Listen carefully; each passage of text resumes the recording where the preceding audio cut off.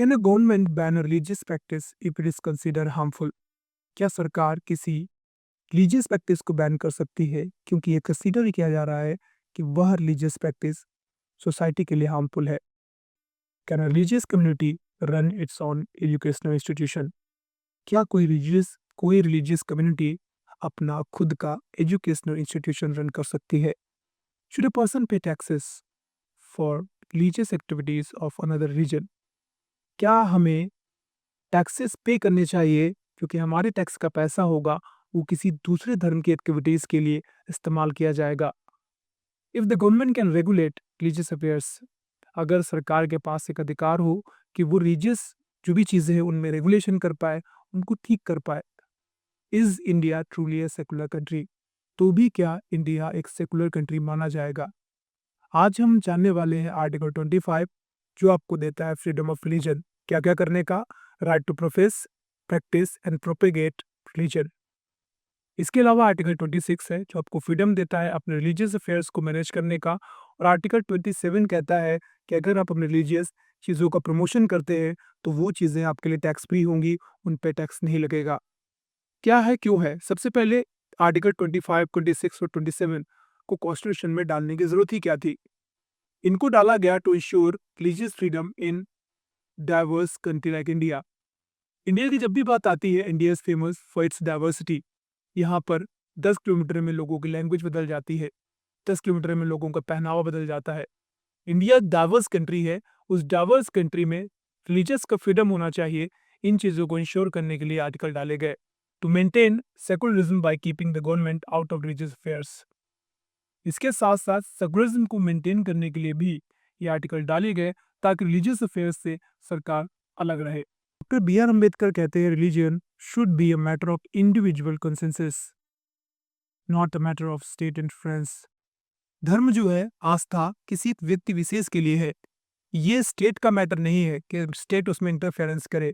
जवाहरलाल नेहरू कहते हैं India is not Hindu, मुस्लिम और Christian nation, it is a secular nation.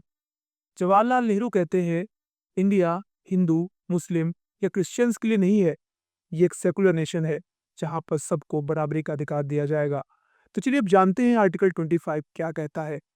अगर हम आर्टिकल 25 की बात करते हैं, all persons are equally entitled to the freedom of consensus and the right to freely profess, practice and propagate religion subject to the public order, morality and health. Article 25 कहता है कि हर एक व्यक्ति को राइट है, अधिकार है अपने धर्म को मानने का, प्रैक्टिस करने का और इसके साथ साथ उसको प्रमोट करने का भी, बशर्ते ध्यान रखे उनमें चीज़ें जैसे पब्लिक ऑर्डर है, मोरालिटी है और हेल्थ, इनको ख्याल में रखते हुए अपने धर्म को आप मना सकते हैं। फ्रीडम ऑफ कॉन्शियस का मतलब है every person has the freedom to believe in any religion और not believe in any religion at all. यानी आपको 25 आर्टिकल कहता है कि आप अगर चाहे तो अपनी मर्जी से किसी भी धर्म को माने और अगर आप चाहे तो किसी भी धर्म को ना माने, ये आपका खुद का चॉइस है। आर्टिकल 25 आपको अधिकार देता है इस चीज को लेकर के। प्रोफेस का मतलब है you can declare your religion beliefs openly. आप अगर चाहे तो ओपनली लोगों को बता सकते हैं, डिक्लेयर कर सकते हैं कि क्या है आपके रिलीजियस बिलीव्स, क्या आप मानते हैं। Practice, you can follow religious rituals and ceremonies. सीधी सीधी बात है, अगर आप धर्म पे बिलीव कर सकते हैं तो आप उनकी मान्यताओं को मानने का अधिकार भी आपको कॉन्स्टिट्यूशन देता है। Propagate, you can spread religious peacefully but not can not force anyone to convert. आप अपने धर्म का प्रमोशन कर सकते हैं लेकिन शांतिपूर्वक। आप किसी को फोर्स नहीं कर सकते कि आपका धर्म ज्वाइन करे। एग्जाम्पल में you can wear religious symbols like Sikh wearing turban, Muslim wearing हिजाब और हिंदू वियरिंग अ तिलक। यानी अगर आप चाहे तो अपने रिलीजियस सिंबल्स को वियर कर सकते हैं, जैसे कि सिख टर्बन्स पहनते हैं, पगड़ी, मुस्लिम्स टोपी पहनते हैं, हिजाब लगाते हैं और ऐसे ही हिंदूज तिलक माथे पर अप्लाई करते हैं। तो ये आप सब कर सकते हैं। You can perform religious rituals like puja, namaz और प्रेयर्स। इंडिया में आपको पूजा करने का, नमाज पढ़ने का और दूसरे जो रिचुअल्स प्रेयर्स है वो करने का आपको अधिकार दिया गया है। You can tell others about your religion but you can not force anyone to convert. अपने धर्म के बारे में आप किसी और को बता तो सकते हैं लेकिन आप उसे फोर्स नहीं कर सकते कि आपके धर्म को माने। अब अगला है, आप आर्टिकल 25 एब्सोल्यूट है, ध्यान रखिएगा। The government can regulate religious practices if they effect. सरकार अगर चाहे तो जो रिलीजियस प्रैक्टिस है, जो धर्म को मनाने का तरीका है, उसमें बदलाव कर सकती है। ठीक है, आर्टिकल 25 एब्सोल्यूट है। इसमें क्या क्या है? Public order. If religious practice leads the violence, the government can ban it. इसमें एग्जांपल मैं आपको अगर बता दूं, जैसे मान लीजिए पब्लिक ऑर्डर को कोई भी चीज़ परेशान करती है, नुकसान पहुंचाती है, तो सरकार अगर चाहे तो उसको बैन कर सकती है। इसी में आप ये कह सकते हैं कोई प्रोसेशन है, कोई जुलूस निकल रहा है और ये चांसेस है कि वहाँ पे वायलेंस हो सकता है, तो सरकार चाहे तो उसे बैन कर सकती है। Morality, practices that exploits like people like human sacrifices can be banned। ऐसे अगर किसी धर्म में ये मान्यता है कि बलिदानी देनी है, बलि देनी है, और उस बलि में किसी ह्यूमन का इस्तेमाल किया जा रहा है, तो ये मोरालिटी के खिलाफ है और सरकार उसे बैन कर सकती है। ऐसे हेल्थ को लेकर के अगर कोई ऐसी चीज़ें हैं किसी रिचुअल में, तो सरकार उसको भी बैन कर सकती है। If religious practice harmful to the health, government can regulate it. Example समझते हैं, सुप्रीम कोर्ट ने ट्रिपल तलाक को बैन किया इन सारा बानो केस 2017 में, because it violated gender justice और मोरालिटी। अब क्यों मोरालिटी के खिलाफ थी? तो सीधी सीधी बात है, ट्रिपल तलाक अगर देते हैं किसी लड़की को, तो उसके बाद उसका मेंटेनेंस का भी कोई खास प्रोसीजर था नहीं पहले, तो उसको लेकर के सुप्रीम कोर्ट ने ट्रिपल तलाक को बैन किया 2017 में। The supreme court allowed the entry of women in Sabarimala temple because restricting women violated there fundamental rights. ऐसे ही 2018 में औरतों को सुप्रीम कोर्ट ने अधिकार दिया कि वो सबरीमाला टेम्पल में इंटर कर सकती हैं, क्योंकि पहले इंटर करना अलाउड नहीं थी। तो ये उनके फंडामेंटल राइट आर्टिकल 14 का वायलेशन है, जहां पर सबको समानता का अधिकार है। लैंडमार्क केसेस में आता है आपका Stainislaus versus State of Madhya Pradesh 1977 का। Supreme Court ruled that the forced religious conversions are not protected under article 25। Propagation is allowed but the forced conversions are unconstitutional. यानी बिल्कुल आपको अपने धर्म को प्रमोट करने का अधिकार है, लेकिन आप फोर्स करके किसी को भी आप धर्म कन्वर्जन नहीं करा सकते। ये प्रकार के धर्म कन्वर्जन्स जो होंगे, इन्हें अनकॉन्स्टिट्यूशनल डिक्लेयर किया गया है। चलिए हम अगला बात करते हैं आर्टिकल 26 की, जो कहता है freedom to manage religious affairs. क्या कहता है? Every religious denomination has right to establish and maintain institutions, manage its affairs on property and administer property according to the law. यानी कोई भी रिलीजियस ग्रुप है, वो अगर चाहे तो रिलीजियस जो भी चीज़ें हैं उनको मैनेज करने का अधिकार है, उनके पास मैनेज करने का अधिकार है। इसके साथ साथ उस रिलीजियस ग्रुप के लिए प्रॉपर्टी ऑन करने का, खरीदने का अधिकार है, और उसको एडमिन करने का भी अधिकार है लॉ के अकॉर्डिंग। इसका मतलब क्या हुआ? Religious group can run their own places for worship. अगर कोई रिलीजियस ग्रुप चाहे तो अपने वर्शिप के प्लेसेस को रन कर सकता है, जिसमें टेम्पल्स आते हैं, मॉस्क्यू आते हैं, चर्चेस आते हैं, गुरुद्वारा आते हैं। ठीक है, तो ये कौन रन करता है? अगर हम टेम्पल्स की बात करेंगे तो हिंदूज का एक ग्रुप होता है जो टेम्पल्स रन करते हैं। ऐसे मुस्लिम्स मॉस्क्यूज रन करते हैं। चर्चेस क्रिश्चियंस के द्वारा ऑर्गेनाइज किया हुआ होता है, और इसी के तरीके से सिख गुरुद्वाराज रन करते हैं। They can manage there religious institutions like management of Tirupati temple, Jama Masjid and golden temple. इसी तरीके से इन मस्जिदों का जो भी कामकाज होगा उसको मैनेज करने का अधिकार दिया गया है रिलीजियस इंस्टीट्यूशंस को आर्टिकल 26 के तहत। They can own and buy property for religious purpose.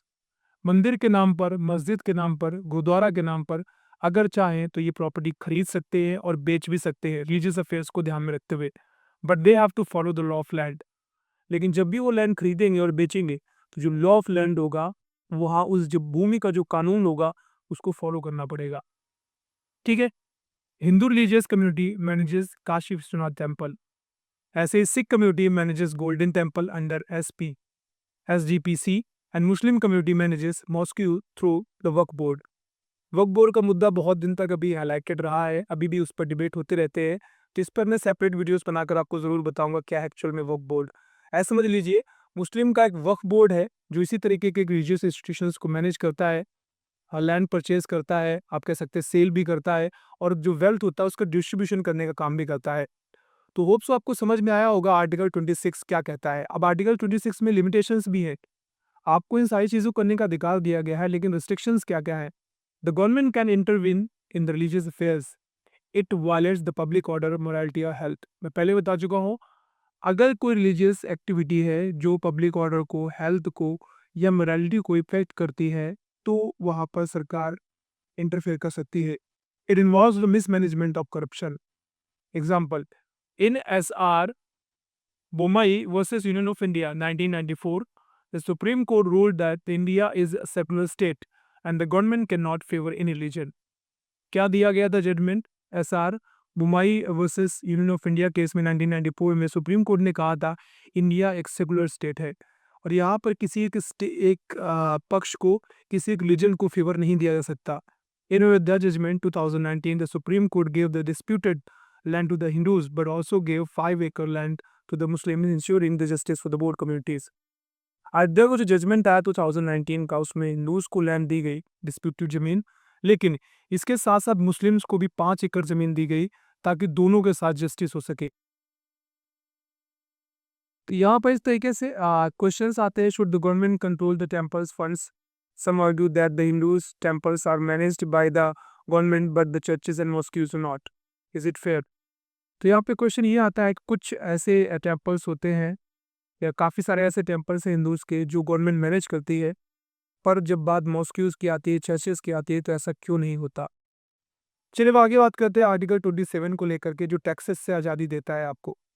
किस चीज़ों के टैक्सेस से? रिलीजियस चीज़ों में. जैसे no person shall be compelled to pay any tax for the promotion और maintenance of any particular reason. किसी धर्म का प्रचार प्रसार करने के लिए किसी भी व्यक्ति को किसी भी प्रकार का टैक्स देने की ज़रूरत नहीं है. The government can not use public money to fund religious activities. इसका मतलब ये भी होता है कि सरकार पब्लिक फंड्स का इस्तेमाल किसी रिलीजियस एक्टिविटी के लिए नहीं कर सकता. जैसे राम मंदिर की बात आती है, तो राम मंदिर में जो भी वेल्थ लगा है उसको बनाने के लिए उसमें सरकार ने पैसा नहीं पे किया है. उसमें वो रिलीजियस ग्रुप जो है उन्होंने खुद पैसे इन्वेस्ट किए हैं, कुछ लोगों ने चैरिटी भी दी है. Taxes collected from the public should not be used to promote any religion. सरकार अगर किसी भी व्यक्ति से, पब्लिक से कोई भी टैक्सेस वसूलती है, वो टैक्स का पैसा किसी भी रिलीजियस वर्क में नहीं लगाया जाएगा. ये स्टार्टिंग में मैंने क्वेश्चन पूछा था. If the government build temple, mosque और church using tax payer money, it violates article 27. अगर कोई भी गवर्नमेंट किसी भी मंदिर, मस्जिद या चर्च का कंस्ट्रक्शन कर दी है पब्लिक के द्वारा पे किए टैक्स का इस्तेमाल करते हुए, तो वो आर्टिकल 27 का वायलेशन होगा. However, if the government funds religious festivals or tourism purpose like Kumbh Mela, Hajj, या सब्सिडी और क्रिसमस, इट इज़ अलाउड. यानी कुछ स्पेशल ओकेजन्स में अगर कुछ फंडिंग करना चाहती है सरकार पब्लिक ऑर्डर को मेंटेन करने के लिए, तो वो अलाउड रहेगा. जैसे पहले हज में सब्सिडी मिलती थी, हज के लिए अगर कोई व्यक्ति जाता है तो जो भी खर्चा आएगा उसमें कुछ हिस्सा सरकार भी कंट्रीब्यूट करती थी.